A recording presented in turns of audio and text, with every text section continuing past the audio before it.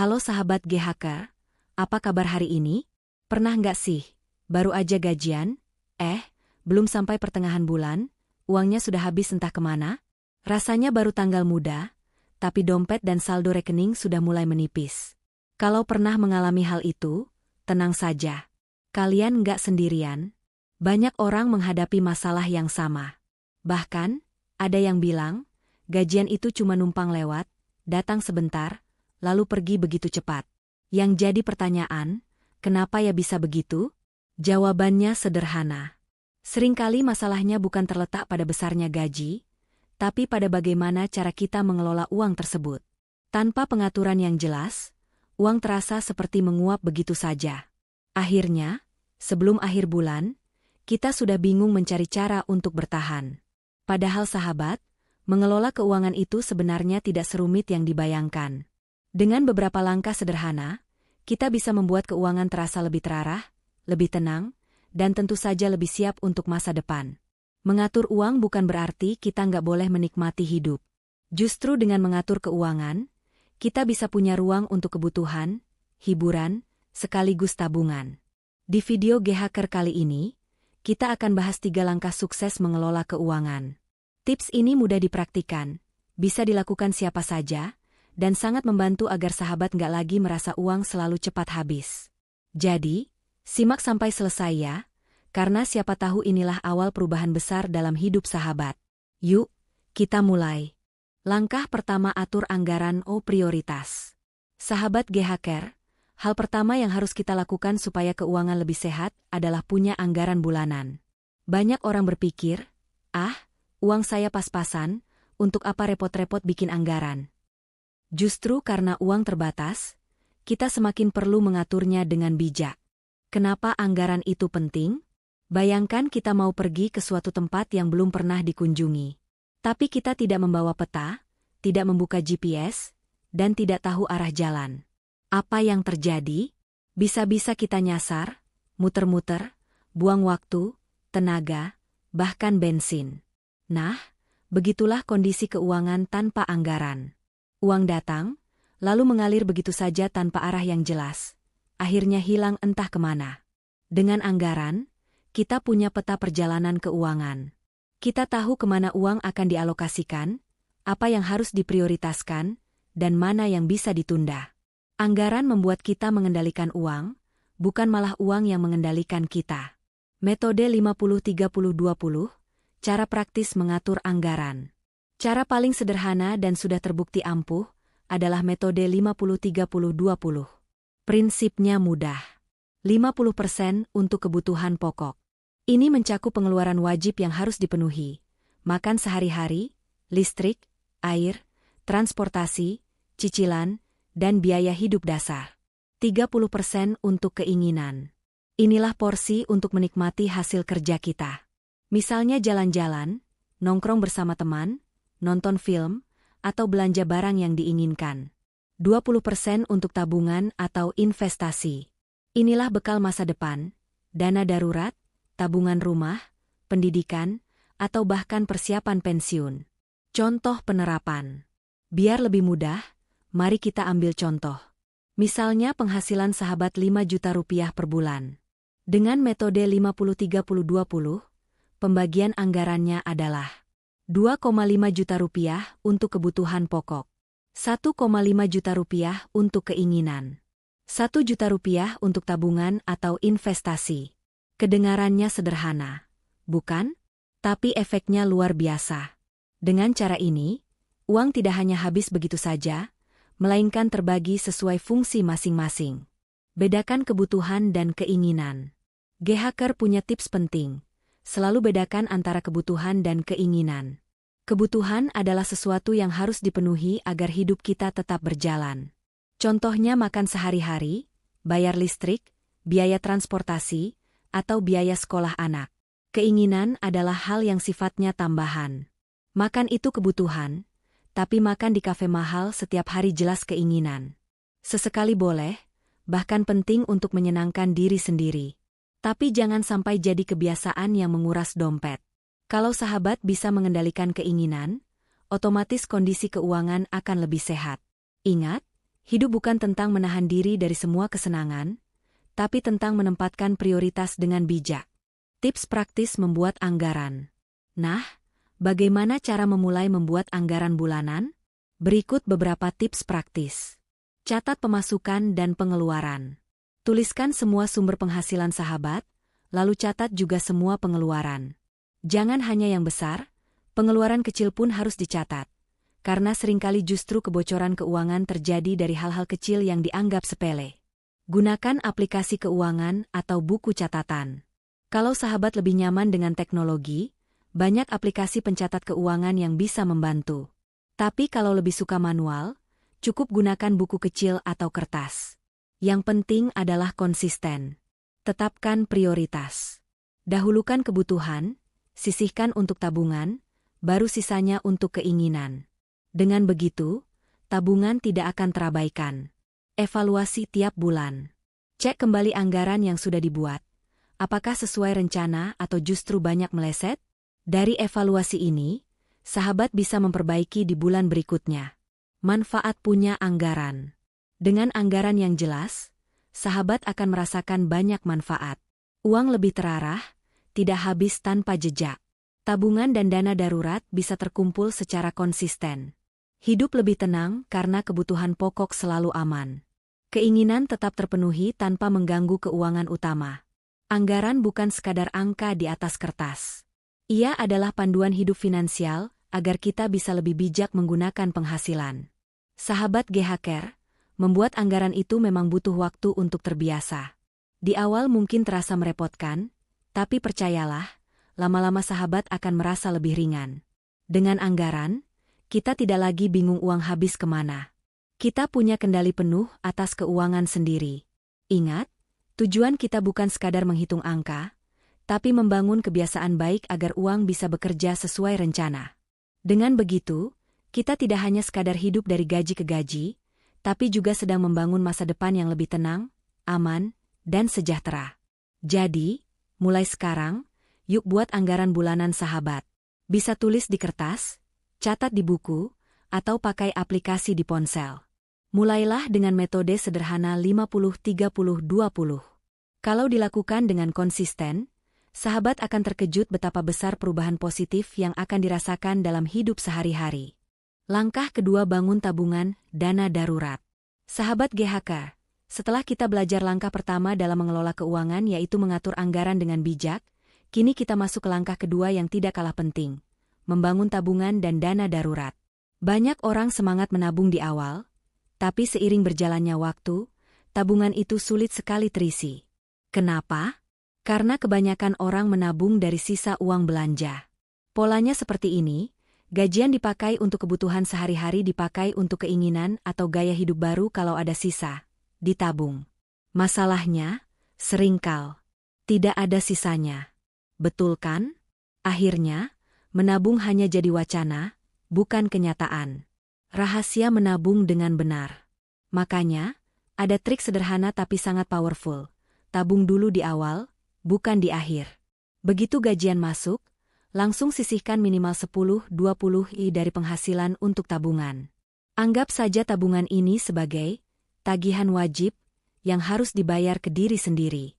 Coba bayangkan, setiap bulan kita rajin bayar listrik, air, pulsa, atau cicilan tanpa pernah telat.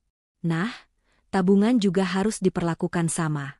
Dengan mindset seperti ini, menabung tidak lagi jadi pilihan, melainkan kewajiban untuk masa depan kita. Kalau sudah disisihkan di awal, sisa uang barulah dipakai untuk kebutuhan pokok dan keinginan. Jadi, jangan tunggu ada sisa uang untuk menabung, karena yang sering terjadi adalah tidak akan pernah ada sisa. Fungsi tabungan. Tabungan adalah bekal masa depan. Bisa digunakan untuk berbagai kebutuhan. Biaya sekolah anak, membeli rumah, modal usaha, atau sekadar simpanan untuk rencana jangka pendek seperti liburan. Tabungan ini ibarat fondasi awal sebelum kita melangkah lebih jauh ke investasi. Pentingnya dana darurat. Selain tabungan, ada hal lain yang sangat penting tapi sering diabaikan. Dana darurat.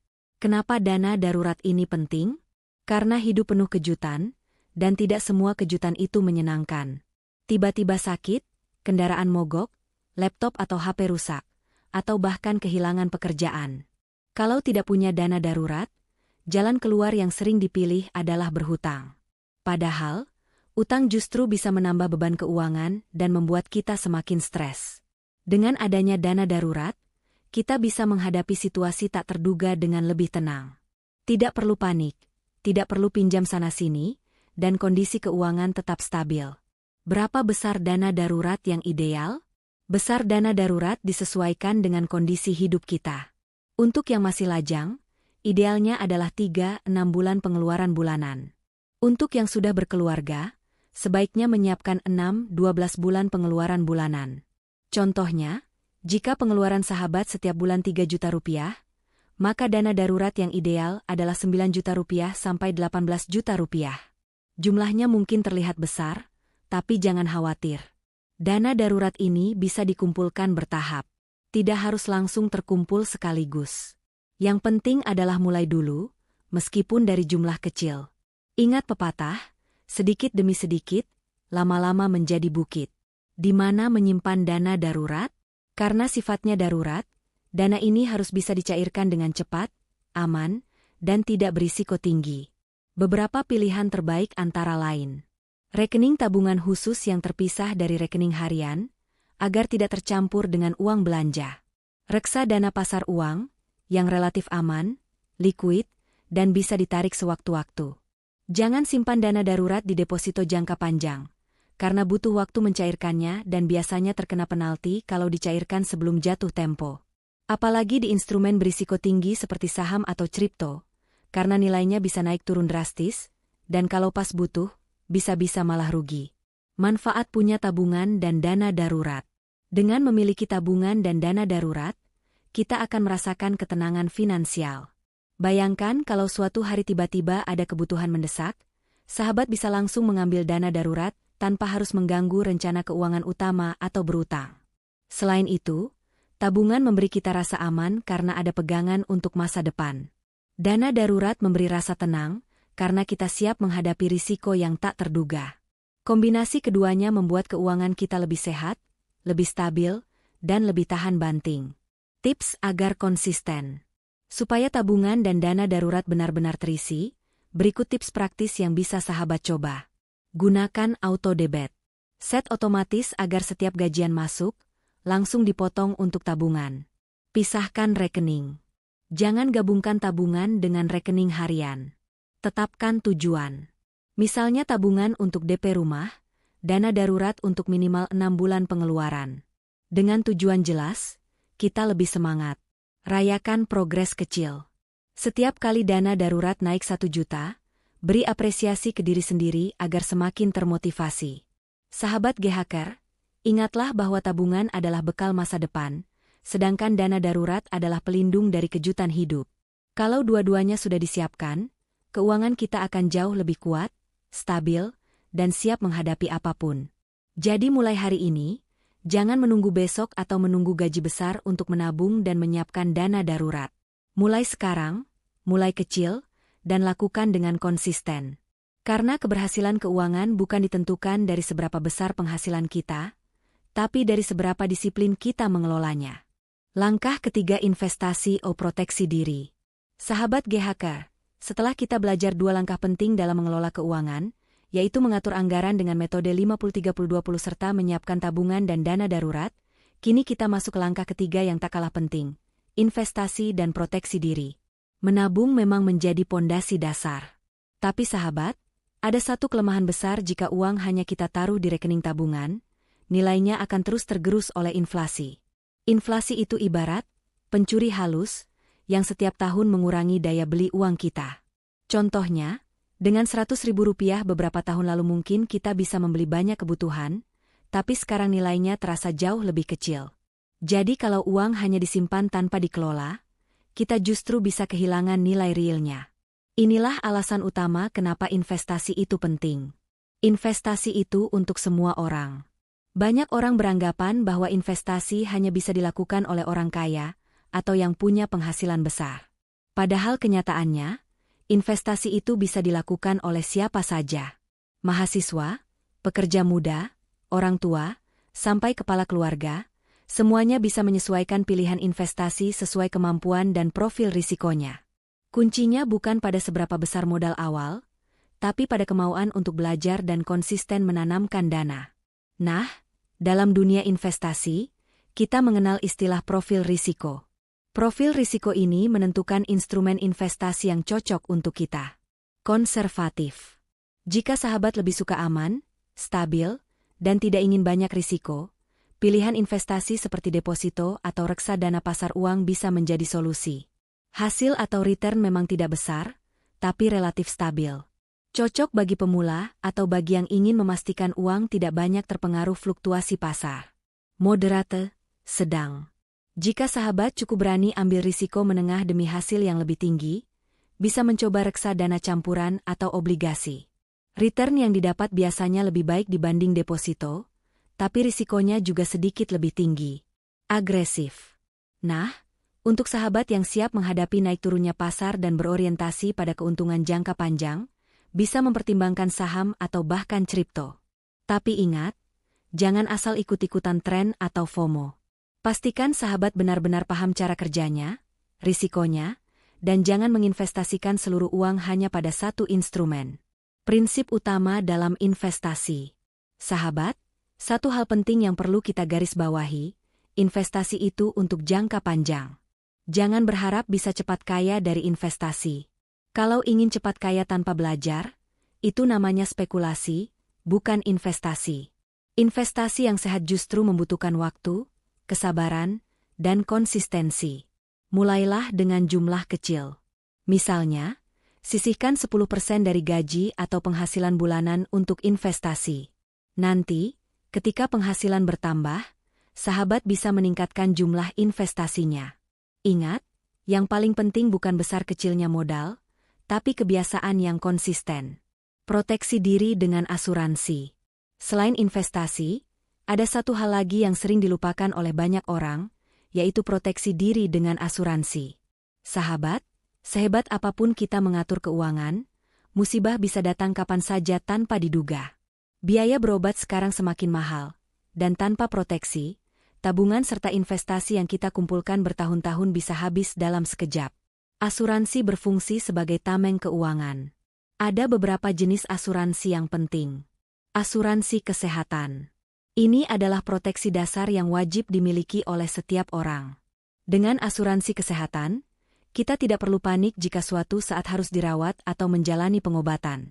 Asuransi jiwa. Jika sahabat sudah berkeluarga atau menjadi tulang punggung keluarga, asuransi jiwa juga penting.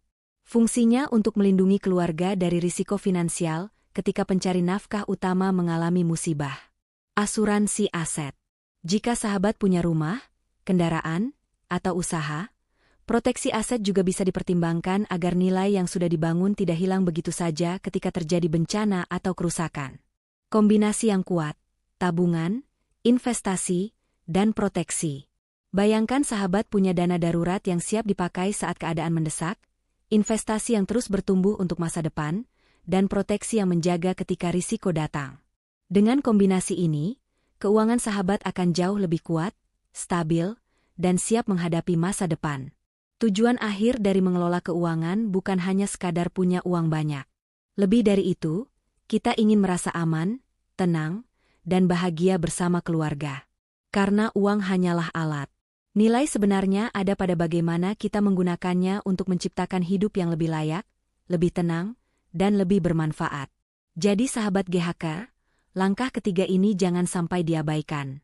Mulai sisihkan dana untuk investasi, pilih instrumen yang sesuai dengan profil risiko sahabat, dan jangan lupa lengkapi dengan proteksi diri melalui asuransi. Dengan begitu, kita tidak hanya punya rencana keuangan, tapi juga pondasi kuat yang bisa menjaga kita dalam segala situasi. Ingat, kunci utamanya adalah disiplin, konsistensi, dan kesadaran bahwa yang kita bangun bukan hanya angka di rekening, melainkan masa depan yang lebih cerah untuk diri kita dan orang-orang tercinta. Sahabat GHK yang setia, kita sudah sampai di akhir pembahasan hari ini. Semoga obrolan ringan kita tentang cara sukses mengelola keuangan bisa memberi inspirasi dan motivasi untuk sahabat semua. Karena pada dasarnya, mengatur keuangan itu bukan hanya soal angka, tapi juga tentang bagaimana kita bisa membangun kehidupan yang lebih tenang, stabil, dan bahagia. Kalau kita ingat kembali, ada 3 langkah sederhana yang bisa langsung sahabat terapkan mulai hari ini. Pertama, mengatur anggaran dengan metode 50-30-20. Dengan cara ini, sahabat bisa memastikan setiap rupiah punya arah yang jelas, tidak lagi bingung kemana larinya uang setiap bulan. Kedua, membangun tabungan sekaligus dana darurat. Ingat, tabungan bukan sisa dari belanja, tapi bagian penting yang harus disisihkan di awal. Dengan begitu, kita siap menghadapi hal-hal tak terduga tanpa rasa panik. Dan ketiga, mulai investasi serta melindungi diri dengan asuransi. Karena uang yang bekerja lewat investasi akan membantu kita mengejar masa depan yang lebih cerah, sementara asuransi menjaga kita tetap aman ketika risiko datang. 3 langkah ini mungkin terlihat sederhana, tapi sahabat, justru disitulah kuncinya. Konsistensi jauh lebih penting daripada sekadar teori. Tidak perlu menunggu punya gaji besar untuk mulai mengatur keuangan, karena sukses finansial itu bukan ditentukan seberapa besar penghasilan kita, melainkan seberapa bijak kita mengelolanya. Percuma punya gaji tinggi kalau setiap bulan habis begitu saja. Sebaliknya, dengan gaji pas-pasan pun kita bisa hidup tenang, asalkan disiplin dan punya rencana yang jelas. Nah, sekarang pertanyaannya adalah, apakah sahabat sudah siap mulai lebih disiplin dalam mengatur keuangan? Ingat ya, tujuan akhirnya bukan cuma punya angka besar di rekening, tapi juga membangun rasa aman, kebebasan, dan masa depan yang lebih pasti. Bayangkan betapa lega dan bahagianya ketika sahabat bisa menghadapi kebutuhan sehari-hari tanpa was-was, tetap menikmati hidup, dan di saat yang sama memiliki tabungan serta proteksi untuk masa depan keluarga.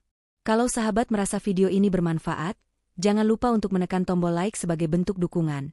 Bagikan juga ke teman-teman atau keluarga supaya mereka bisa ikut belajar, dan tentu saja tekan tombol subscribe agar tidak ketinggalan tips-tips terbaru dari G-Hacker. Setiap minggu kami selalu berusaha menghadirkan konten yang bermanfaat, mulai dari kesehatan, motivasi, hingga pengelolaan finansial, agar sahabat bisa hidup lebih sehat, tenang, dan bahagia. Dan yang tidak kalah penting, saya ingin sekali mendengar cerita dari sahabat. Silakan tulis di kolom komentar, apa sih tantangan terbesar sahabat dalam mengatur keuangan? Apakah sulit menahan keinginan belanja? Atau masih susah konsisten menabung? Atau mungkin bingung memilih jenis investasi yang tepat? Yuk, kita saling berbagi pengalaman. Karena dari cerita sahabat, bisa jadi banyak orang lain yang juga belajar dan terinspirasi. Terima kasih sudah menonton sampai akhir. Semoga sahabat selalu diberi kesehatan, kebahagiaan, dan kelapangan rezeki. Sampai jumpa di video G-Hacker selanjutnya. Dan tetap semangat dalam mengatur keuangan untuk hidup yang lebih tenang dan masa depan yang lebih cerah. Terima kasih sudah menonton sampai akhir. Semoga sahabat selalu sehat, bahagia, dan tenang dalam menjalani hidup, termasuk dalam mengelola keuangan. Sampai jumpa di video G-Hacker selanjutnya.